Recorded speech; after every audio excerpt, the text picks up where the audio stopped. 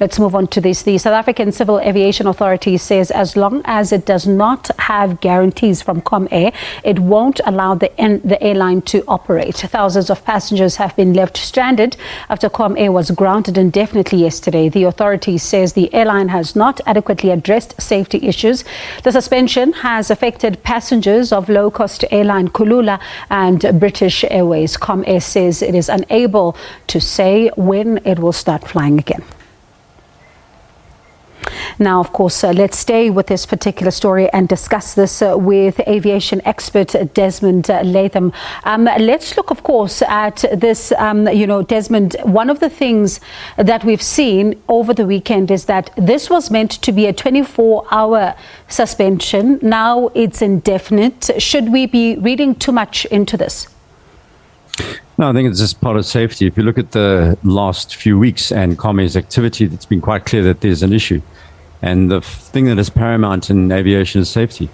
And we've spent decades building up into a situation where we don't take anything for granted. So you've had 3 incidents, including a engine failure, which is a very serious technical fault.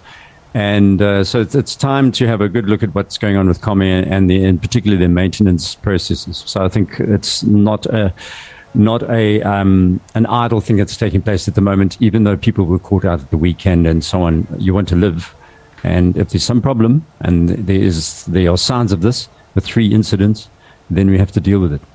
And these incidents, of course, are close to one another. I mean, you're looking from between the 10th of February and the 7th of March, and these, of course, are concerning. Engine failures, flights being forced to reroute due to technical faults. Could this indicate an underlying problem?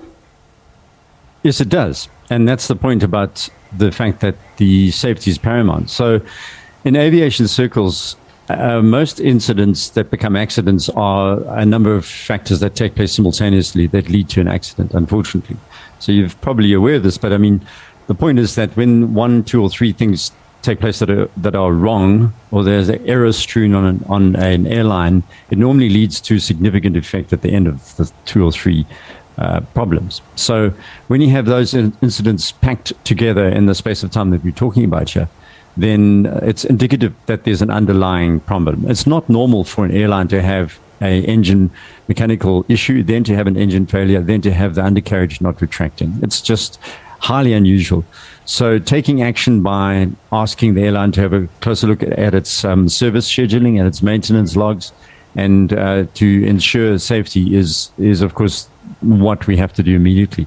The downside of this is that we're just recovering from COVID, that these people have not been paid for years, some of them, the pilots, the engineers, the ground staff, and so you have to feel for them. But at the same time, we're not in this business to break the standards that we have, and we've built them up over many, many years. We all want to fly safely. It's an unusual thing to do.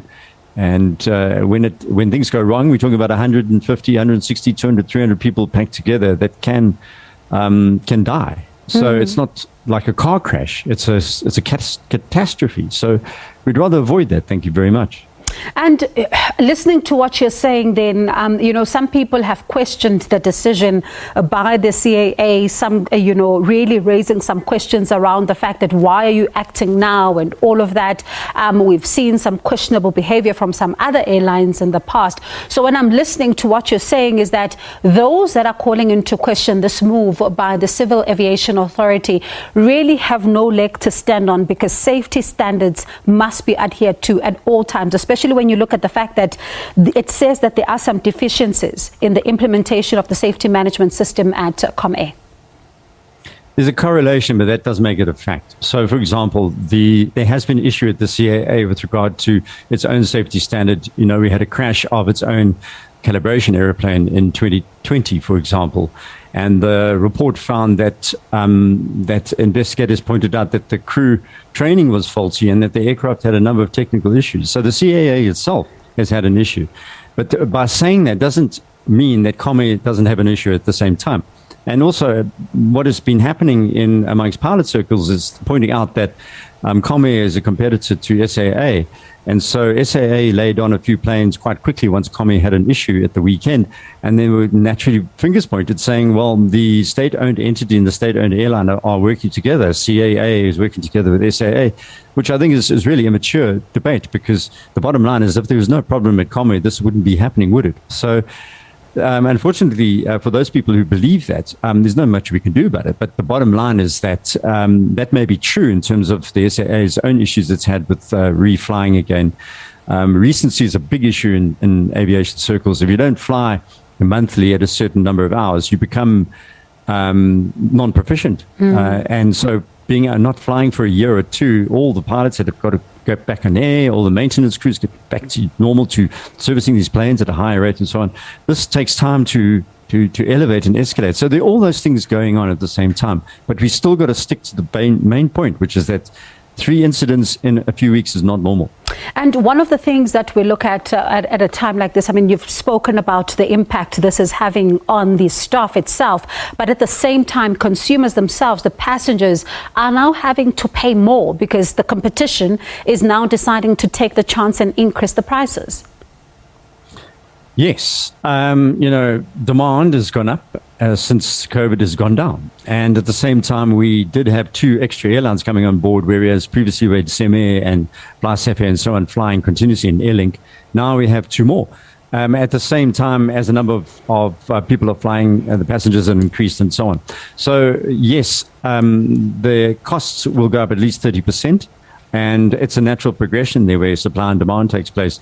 And that you can argue about this being unfair and so on, which we can have a discussion about. But the system works in that way. And also, we must all understand that airlines, all of them, have suffered during this process. Secondly, it's ironic, but at the same time, fuel prices have rocketed. You know what's happened to petrol and diesel. Well, you can imagine what's happened to Avgas and Jet A1, which is the 2 forms of fuel that are used in commercial aviation. That has an implication, and that's now drilling down into the cost profile. So in addition to 2 fewer planes, our fuel costs have risen substantially.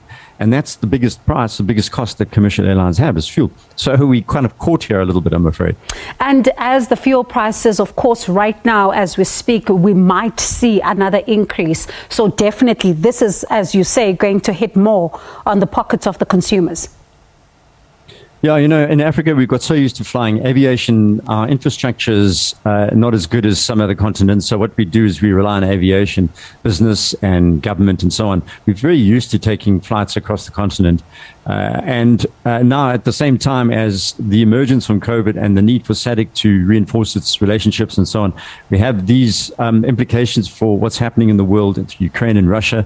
And the point is that fuel prices are rising. The number of people coming on board is increasing. And in our own domestic marketplace, what's happening is we have the April-May period, which is a high travel period, the Easter weekends and so on. So all of this is now going to factor in, and I'm afraid we're going to pay significantly higher prices. And I know people are paying already to fly and to book their flights. Even 3 weeks hence, they're still paying a lot.